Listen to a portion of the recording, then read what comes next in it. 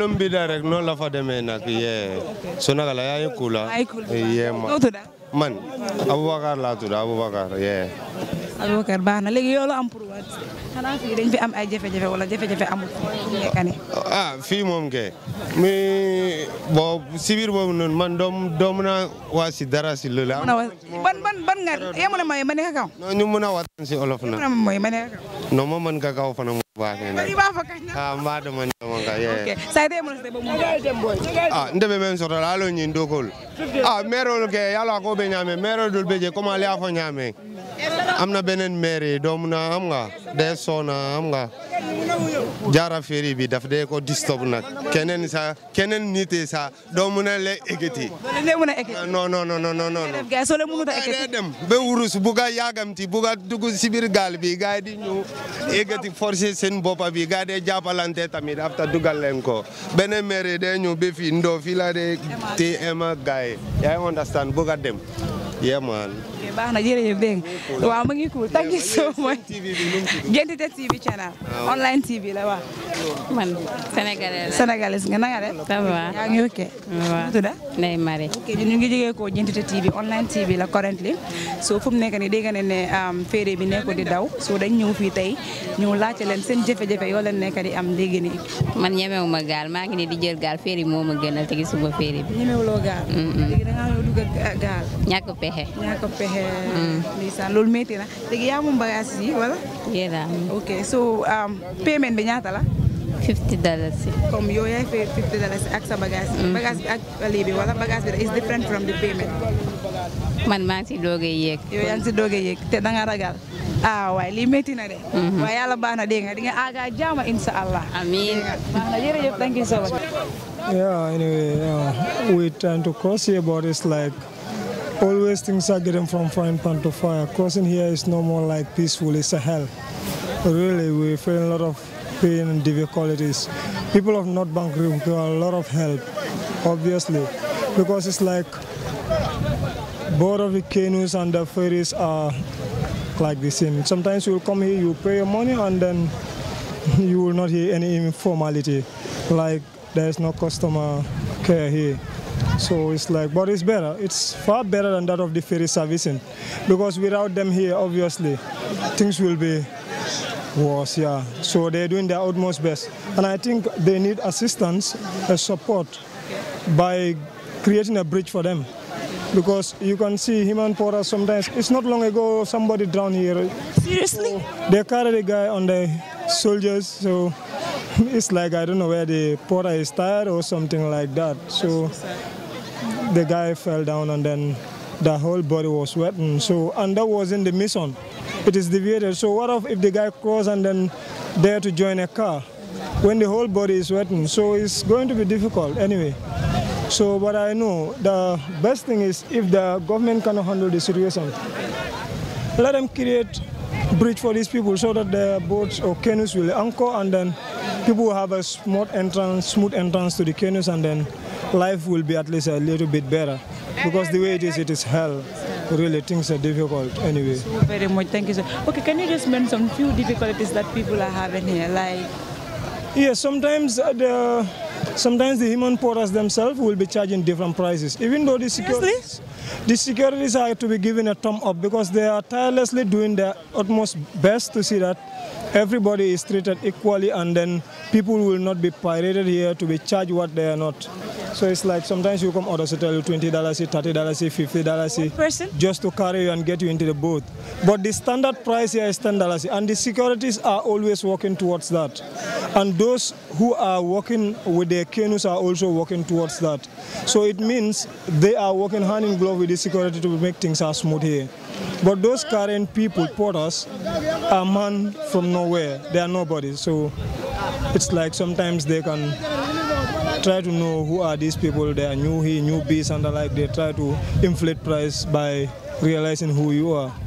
But meanwhile, as long as things are going on, they are trying their utmost best here anyway, because I'm a frequent traveler here. Like every day I'm crossing here, So even though, whereas it doesn't appear every day, sometimes I will hang up around in the combos for days and then cross, but frequently I cross here. So I know what is going on here. So what is the fee? The fee for the canoes is $50 here. Yeah, instead of to bulk people in the canoe, they will just take few people for $100 each, and then they will just go.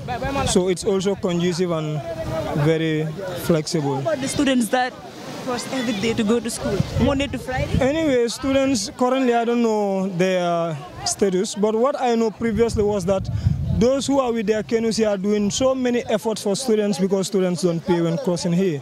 Even me myself, when I was going during my days going to school here, I crossed like every time, but they never charge a dime from me. I don't pay. So canoes don't charge students anyway, except if things occur differently. But what I know, that is that. Yeah.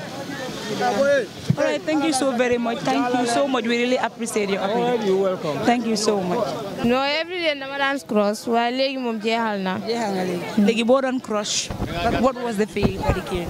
Daf daan nekk problème moom parce que sometimes danga dee ñëw doo dee fekk féeri gaal nga dee am. doo fi dee fekk lan féeri. waaw gaal nga dee. waaw te gaal tamit sometimes mooy loolu. léegi da ngeen dee fay. dañ dee fay moom parce que ku la uniforme sax. soo uniforme say bàyyi force da ngaa jënd ticket even terminal bi sax da ngaa jënd ticket. non waxuma féeri bi comme gaal. gaal bi da ngay fay waaw. parce que ku lay eb daf kay fay 20 soo duggee si gaal bi nga fay ku lay wàccee nga fay. kooku tamit moto bi nga fay. soo demee tam si school bi lu ngay lekk ak lu ngay naan the same thing pass bi moom dafa seer. That's so emotional, honest to God. I wish ma mun si dara rek defar féeri bi mu gën a gaaw rek.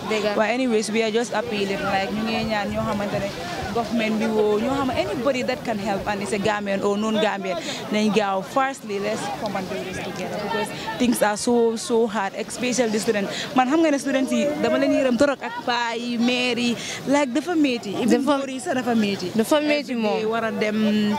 ñoo xamante ne ñu ngi cross fii every day ban façon life lañ dee dunda. dégg ñoom suñu amul lu leen gënal moom duñ doon cross every day wala dina am leneen lu leen gënal ba mu des li ne loolu lañ war a ban way nga xam ne loolu lañ war a use pour ñu dimbale leen pour things yi ñu mu yomb. xanaa Adama Barrow mu dimbale ñu si féeri yu baax mu defaral ñu féeri bi rek ngeen bëgg féeri bi wala mu defaral ñu bu lii nii bridge waaw. tamit yéen a ngi ko nii. Adama Barrow dégg nga government bi dégg ngeen Gambien dégg ngeen so please nañ try ñu jàppale waa North Banks they are really suffering and the Gambia at large. So please let's try to help them. This is indeed sad. It's sad, honest to God. Why xam naa ne kenn ñaanu ko yàlla nag. yaa boys wulaaro Mbeja. Kortala. Tanante. Ifana ka cross le. Ambe cross le. Ikata mun. Nkata SEO. Alkata SEO. Okay. Bin talka bono Identity TV nata ngamoy ko ferio mantar bori kan sai. Atele mum bata hu dala sto jam senteng. Benyamente ferio mantar bori kale mum bata hu dala sto. Bata ferio le doro wonen problème. Feri nyanta soto la. Sai ferio man soto nyamente nalo dun kan nyin kono alka mum bata hu sto. Alba dun kan kulo kono alka mum bata hu. Fo do bi je ma hañi kulu wona do bi jafa wallahi. Saya te amra mun nyanta ka pour ferio tariya dada. Ala beteyata. Baraka baki. Alma ko sone ande. Ani sibaya. Baraka. Baraka baki mero ngela ko mo wele. Baraka. Good day, jërëjëf. Yaa ngi ke notu la. Cheikh Omar. Cheikh Omar. Ok Cheikh Omar ñu ngi jógee ko Identity TV jana dañ dégg ne fu mu nekk ni currently féeri bi nekkul di dem so in your own opinion ñu ngi bëgg a xam fu mu nekk ni ban difficulties moo fi nekk. No, to be honest man nekkuma fi mënuma wax si mbir yooyu ñu nekk in charge of here ñooñu foog naa ñooñu la gën a war a mën a expliquer man dama ñëw. Ok da ngaa ñëw dem. waaw. Okay, you are not staying around this. No. Why léegi yaa ngi cross every day yaa ngi dem liggéey right? Waaw. Amuloo fi benn jafe-jafe like crossing bi every day all the time. No. Because fare bi is normal soo bëggee join taxi yaa ngi around soo bëggee join. Ok taxi yi ñu fi. Taxi gaal am na. Taxi gaal dafa am. gaal am na gaal bu mag am na gaal bu ndaw am na ba pare enu bi $10 la bala nga duga den la jox nga sol life jacket the safety is fii ngay solee sa life jacket bala nga duga si biir gaal. Ok uncle thank you so much baax na jërëjëf dégg nañ la. Asalaamaaleykum.